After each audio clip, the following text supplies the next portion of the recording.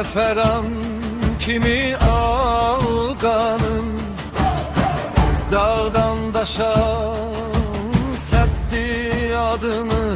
Çaldın kılıncı, yandırdın gını, yine dilimdedir dastanım.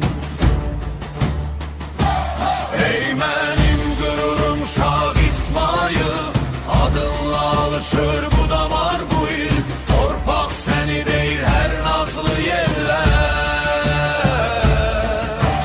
Könlüm sen gel olur senin için. Gel de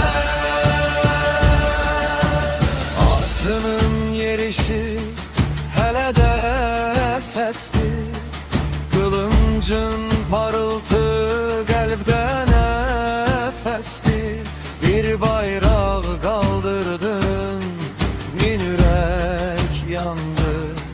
Her taşın altında senden nişan var. Ey benim gururum Şah İsmail, adınla alışır bu damar bu il. Torpak seni değil her nazlı yeller. Gönlüm sen gel olur senin için.